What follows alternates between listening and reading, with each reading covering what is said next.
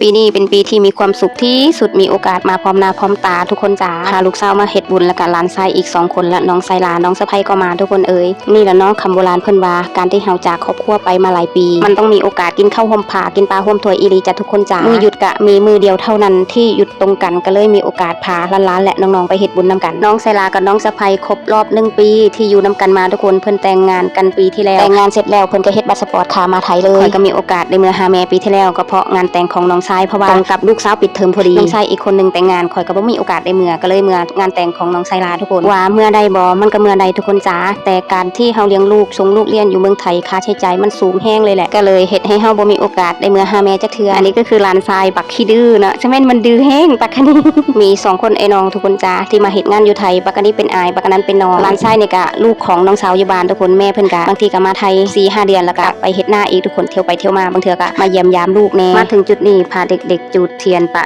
จำวันเกิดกันทุกคนสำเนียงข่อยอาจจะเนอๆเด้อทุกคนบางคนก็ถามว่าเป็นคนลาวเป็นหยังสำเนียงบ่คือคนลาวข่อยเป็นคนลาวเทิงทุกคนจ้ามื้อนี้ค่ะลูกสาวกับหลานชายกินข้าวก็กินน้ำกันทุกคนไปไสก็ไปน้ำกันแต่อาจจะฟังทางอ้ายเว้าบ่ฮู้เรื่องทางอ้ายก็เว้าใส่ภาษาลาวแต่นี่ก็ฟังบ่เข้าใจกันทุกคนจ้าแต่จริงๆแล้วเพิ่นนั้นเป็นเอื้อยเนาะหลานคือแบบลูกพี่ลูกน้องถ้าไล่ตามอายุก็เพิ่นเป็นอ้ายทุกคนอีกคนนึงเป็นอ้ายประมาณ3ปีกว่าเลยอีกคนนึงเป็นอ้ายประมาณ6เดือนห่างกัน6เดือนทุกคนเฮ็ดให้อยู่นํกันก็บ่เข้าใจภาษากันทุกคนอ้ายนั้นเว้าใส่ภาษาลาวแต่อาจจะเว้าบ่ค่อยแข็งแรงแต่ทางน้องนั้นฟังแล้วบ่เข้าใจก็เลยอึดอัดว่าอยากเว้าภาษาแม่มันคือเว้าบ่ได้ว่าซั่นเลยคิดว่าแม่ผิดเองแหละที่บ่ได้เว้าภาษาแม่ให้ลูกเลยก็คือส่วนมากก็จะเว้าภาษาลาวใส่ลูกนะทุกคนเคยเข้าวัดแต่บ่เคยปล่อยปลาจักเทื่อทุกคนปีนี้มาปล่อยปลาไหลกันขอให้เฮงๆปังๆคิดสิ่งใดให้ได้สิ่งนั้นเด้อเรื่องเฮ็ดคลิปบางคนก็ท้อแท้คือกันเนาะจ้าถ้าระบบบ่นำส่งเฮาก็เมื่อยไปแต่ก็อย่าหยุดลงคลิปเด้อทุกคนจ้าลงไปเรื่อยๆเดี๋ยวระบบก็เห็นใจเฮาเองหั่นล่ะต่อไปนี้ก็ให้สมความมุ่งมั่นปรารถนาสาธุปีนี้บ่มีโอกาสเมื่อหาแม่ก็คิดฮอดแม่คือเก่า